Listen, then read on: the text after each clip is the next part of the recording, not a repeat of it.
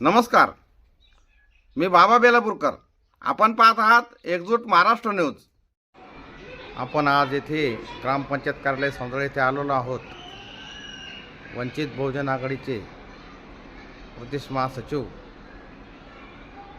प्राध्यापक किसन चव्हाण सर हे सौंदळा येथे जातमुक्त गाव केल्याप्रकरणी हे भेट देण्यास आलेले आहेत.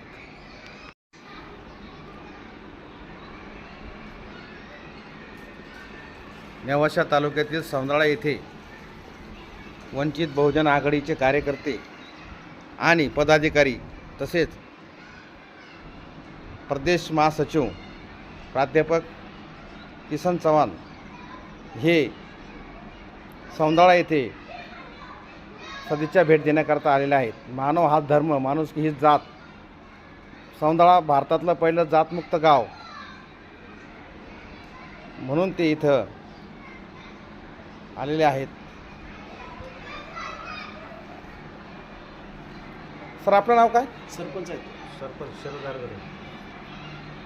माननीय सरपंच शरदराव आरगडे यांच्या मार्गदर्शनाखाली, नेतृत्वाखाली जातमुक्त गाव सौंदळा भारतातील पहिलं हे झालेलं आहे आणि त्याचं श्रेय त्यांच्या नेतृत्वात आहे. आणि याचा आदर्श घेऊन प्रत्येक गावाने असा ठराव करावा आणि आपल्या पुरोगामी महाराष्ट्राची पावती प्रत्येक गावांना द्यावी. तसंच या संदर्भामध्ये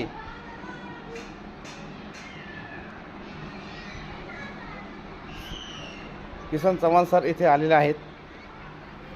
त्यांचे पदाधिकारी. सर, आपलं नाव काय? पोपट सरोदे, वंचित बहुजन आघाडी तालुका अध्यक्ष, नेवासा तालुका अध्यक्ष. सर. संदीप क्षीरसागर सदस्य. सर, नमस्कार. वंचित बहुजन आघाडीचे प्रदेश महासचिव प्राध्यापक किसन चव्हाण हे सौंदळा येथे आलेले आहेत आणि जातमुक्त गावाची पाहणी केली त्यांनी आणि सदिच्छा भेट दिली आहे आणि सरपंचांबरोबर इथल्या हितगुज केलेला आहे. तर थोडक्यात आपण प्राध्यापक चव्हाण सर यांचं मनोगत जाणून घेऊ. सर, आपण इथं आलात, काय वाटतं आपल्याला यांच्या संकल्पनेविषयी? खरं म्हणजे अहिल्यानगर जिल्ह्यातील नेवासा तालुक्यातील हे सौंदळा हे गाव, आता 5 फेब्रुवारीला या गावानं एक ऐतिहासिक आणि क्रांतिकारक अशा पद्धतीचा एक ग्रामसभेचा ठराव घेतला. जातमुक्त गाव. खरं म्हणजे देशातील हे पहिलं गाव असावं अशा पद्धतीचा ठराव घेणार. कारण आपण बघतो की गावगाड्यामध्ये अनेक जातींची, अनेक धर्मांची लोक राहतात. आपल्या देशामध्ये देखील अनेक धर्म आहेत, अनेक जाती आहेत, अनेक पंथ आहेत. अनेक साधू संतांनी, समाज सुधारकांनी या देशातल्या जी जाती व्यवस्था होती ती जाचक होती. माणसाला माणसाचं माणूस पण नाकारणारी होती. माणसामध्ये भेदभाव करणारी होती. आणि म्हणून या देशाचा अत्यंत गौरवशाली असा इतिहास आहे. अनेक संतांनी ती जात मोडण्याचं काम, जातीच्या पलीकडे जाऊन माणसांना जोडण्याचं काम केलं, वेगवेगळ्या धर्मांना जोडण्याचं काम केलं. अनेक समाजसुधारकांनी त्याच पद्धतीचं काम केलं. छत्रपती शिवरायांनी तर पहिल्यांदा या देशातल्या मावळ्यांना जात विसरून मावळा म्हणून रयतेच्या हितासाठी, रयतेच्या स्वराज्यासाठी मुघलांच्या विरोधामध्ये एकत्रित आणलं आणि रयतेचं राज्य निर्माण केलं. हा इतिहास, गौरवशाली असा इतिहास या देशाला, या राज्याला आहे. या साधू संतांचा, शिवरायांचा, समाजसुधारकांचा, या महापुरुषांचा विचार महामानव डॉक्टर बाबासाहेब आंबेडकरांनी संविधानामध्ये समता, स्वातंत्र्य, बंधुभाव आणि न्याय ही जी मूल्ये आहेत, या मूल्यांवरती आधारित अशी संविधान 26 जानेवारी 1950ला दिलं. आणि आपल्याला माहिती आहे की संविधानामध्ये जातीच्या आधारावरती भेदभाव करता येत नाही, धर्माच्या आधारावरती भेदभाव करता येत. तुमची जात ही घरामध्ये असली पाहिजे, धर्मही तुमच्या घरामध्ये असला पाहिजे. तो व्यक्तिगत आचरणाचा विषय आहे. तुम्ही घरातून जेव्हा बाहेर पडतात तेव्हा तुम्ही भारतीय म्हणून बाहेर पडला पाहिजे. मी भारतीय आहे, मी प्रथमतः भारतीय आहे, मी अंतिमतः भारतीय, म्हणजे संविधानामध्ये आहे. आज आमच्या सौंदळ्याचे जे विद्यमान सरपंच आहेत आमचे मित्र शरद आरगडे, त्यांनी आणि त्यांच्या सगळ्या या गावांनी ग्रामपंचायतने जो ठराव केला तो निश्चितच कौतुकास्पद आहे.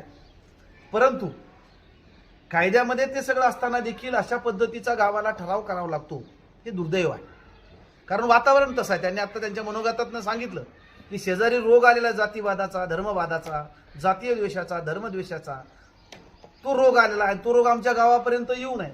त्या रोगाची साथ जर गावात आली तर जशी कोरोनाची साथ येऊन गेली, प्लेगची साथ येऊन गेली, गावाच्या गावं उद्ध्वस्त होतात, तसे या जातीवादाची आणि धार्मिक द्वेषाची ती जर साथ आपल्या गावापर्यंत आली तर हे गाव कोलमडून पडेल. 2,500 लोकसंख्येचं गाव, हे शेतकरी असलेलं गाव आहे आणि हे कोलमडून जाईल. आणि म्हणून मला असं वाटतं की दूरदृष्टी असल्यामुळं, ती दूरदृष्टी पण का आहे, कारण या गावाला कॉम्रेड बाबा आर्गडेंसारखं एक अत्यंत पुरोगामी असं नेतृत्व या गावाला मिळालेलं आहे. त्यांचे ते चिरंजीव आहे. तो विचार सातत्यानं बाबा आर्गडेंपासून त्यांच्यापर्यंत आलेला आहे आणि म्हणून ती दृष्टी आहे की उद्या हे आमच्यापर्यंत येऊ शकतं. म्हणून त्यांनी तो निर्णय केला की आम्ही आमचं गाव चारी बाजूनी तटबंदी लावल्यागत आम्ही सुरक्षित ठेवू. आमच्या गावामध्ये जरी पलीकडच्या गावामध्ये जाती आणि धार्मिक द्वेष वाढत असला तर आमच्या गावामध्ये तो आम्हाला वाढू द्यायचा नाही.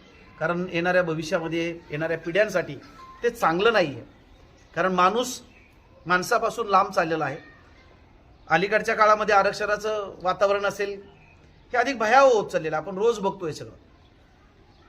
उलट काही गावांमध्ये तर आपण मडीसारखं गाव आहे की तिथं तर ठराव घेतला जातो की मुस्लिमांना यात्रेमध्ये व्यवसायच करू द्यायचे नाही. काही गावांमध्ये तर जातीवर बहिष्कार केला जातो. काही गावांमध्ये पुतळे उभे करू द्यायचे नाही. काही गावामध्ये चौक उभे करण्यासाठी वाद चालू आहे. म्हणजे आता त्यांनी बीडचं उदाहरण दिलंय, हुरपळून निघलाय तो बीड जिल्हा. म्हणून अशाही परिस्थितीमध्ये इतकं भयानक वातावरण असताना नाहीतर या देशामध्ये प्रतिगामी विचाराचं सरकार आहे. त्यांना रोज जात आणि धर्म याच्या पलीकडे काही दिसत नाही. देशात अनेक समस्या असताना देखील त्याच्यावरती बोलायचं नाही आणि जात आणि धर्मावरती बोलत राहायचं, तेल ओतत राहायचं, भडका करत राहायचा, तरुणांची माती भडकायची, दंगली घडून आणायच्या, त्यांच्यामध्ये वाद झाले पाहिजे, अशांतता राहिली पाहिजे आणि जात आणि धर्माच्या मुद्द्यावरतीच सगळं राजकारण झालं पाहिजे. अशा पद्धतीचं एक विषमतावादी वातावरण या देशामध्ये पेरून ठेवलेलं आहे. अशाही परिस्थितीमध्ये शरद आरगडेसारखे तरुण सरपंच असलेले पुढे येतात आणि आमच्या गावामध्ये इथून पुढच्या काळामध्ये जात ही फक्त कागदावर राहील. तर ती जात ही कागदावरच होती, पण अलीकडच्या या राजकारण्यांनीच मुळात ती गावामध्ये आणली, वेशीमध्ये आणली, माणसांच्या तरुणांच्या डोक्यामध्ये भडकवली. नाहीतर याच्यापूर्वी हा महाराष्ट्र तसा नव्हता. हा छत्रपती शिवराय फुले शाहू आंबेडकरांचा महाराष्ट्र आहे. जात कधीही डोक्यामध्ये शिरलेली नव्हती. परंतु अलीकडच्या काळामध्ये इथले जे राजकारणी आहेत त्या राजकारण्याने आमच्या तरुणांच्या डोक्यामध्ये जात पिरली, हातामध्ये जातीचे झेंडे हातामध्ये दिले आणि एकमेकांना भिडायला लावलेला आहे. अशा परिस्थितीमध्ये या गावाचं कौतुक करावं लागेल. नाविलाज आहे, शेवटी त्यांना हा ठराव घ्यावा लागला. त्याची गरज नसताना देखील, कारण राज्यघटनेमध्ये सगळी तरतूद केलेली आहे, पण तरी देखील त्यांना ठराव घ्यावा लागला की आम्ही बाहेर आल्यानंतर आम्ही जाती भेदाभेद करणार नाही, सार्वजनिक ठिकाणी जात म्हणून कुणाला हिनवणार नाही, सगळे जे उत्सव आहेत ते एकत्रित करू, सगळ्या महापुरुषांच्या जयंत्या फक्त शिवरायांची जयंती मराठ्यांनी करायची आणि बाबासाहेबांची जयंती दलितांनी करायची, अण्णाभाऊ साठेंची जयंती फक्त मातंगांनी करायची, अहिल्याबाई होळकरांची जयंती धनगरांनी करायची. असं न करता सगळ्या महापुरुषांनी समाजासाठी काम केलेलं आहे. सगळ्या महापुरुषांच्या जयंत्या आम्ही सगळे मिळून एकत्रित करू. सगळे जे उत्सव आहे, भले रमजान असेल तो आम्ही सगळे गावकरी मिळून करूया. मला असं वाटतं की हे मोठं पाऊल आहे ह्या आजच्या सगळ्या परिस्थितीमध्ये इथल्या जाती व्यवस्थेला मुठोमाती देण्याचं. आणि आत्ताचं वातावरण जे देशातलं आहे त्यांना हे सनसनीत उत्तर आहे आणि म्हणून त्यांचं कौतुक करण्यासाठी आमचे वंचित बहुजन आघाडीचे आमचे काही कार्यकर्ते, आमचे तालुका अध्यक्ष पोपट सरोदे, त्यांचे सर्व पदाधिकारी आज मुद्दामून या गावाला सदिच्छा भेट देण्यासाठी आलो, त्यांचं कौतुक करण्यासाठी आलो, त्यांचं अभिनंदन करण्यासाठी आलो. त्यांना हे सांगायला आलोय बाळासाहेब आंबेडकरांच्या माध्यमातून की त्यांनी देखील तुमचं कौतुक केलेलं आहे. आम्ही तुमच्या सोबत आहोत या निर्णयाच्या सोबत. खरं म्हणजे आजूबाजूच्या आसपासचे जे खेडे आहेत, गावं आहेत, ते जातीच्या दलदलीमध्ये आता फसलेले आहेत, जी दलदल माजलेली आहे, त्यांनी देखील पुढे यावं आणि सौंदाळ्यासारखा आदर्श आपल्या गावामध्ये घ्यावा आणि आपल्याही गावामध्ये ठराव करावा की आमच्याही गावामध्ये आम्ही हे गाव जातमुक्त करू. मानव हाच धर्म आहे आणि माणुसकी हीच जात आहे. खरं म्हणजे साने गुरुजींनी त्या काळात सांगितलेलं आहे, खरा तो एकच धर्म. म्हणजे मला असं वाटतं की आमच्या सगळ्या साधू संतांनी हे करून ठेवलेलं आहे, पण आपण ते बघत नाही, वाचत नाही. उलट त्यांना आपण मुठमाती देण्याचं काम आजचे काही राज्यकर्ते करतात की काय, असं चित्र या देशामध्ये राज्यामध्ये निर्माण झालेलं आहे. अशा परिस्थितीमध्ये अशी काही गावं उभी राहतात तर त्यांच्याकडे पाहून बाकीच्या गावांनी देखील आदर्श घेतला पाहिजे. जात ही व्यक्तिगत असली पाहिजे, ती सार्वजनिक ठिकाणी येता कामा नये. हा जो त्यांनी संकल्प केलेला आहे तो अत्यंत कौतुकास्पद आहे. पुन्हा एकदा या ग्रामपंचायतचं, सरपंचांचं आणि या गावाचं मनापासून वंचित बहुजन आघाडीच्या वतीनं त्यांना धन्यवाद देतो. त्यांचं अभिनंदन करतो. इथून पुढच्या सगळ्याच लढ्यामध्ये आम्ही तुमच्या सोबत आहोत अशा पद्धतीचा शब्द आहे.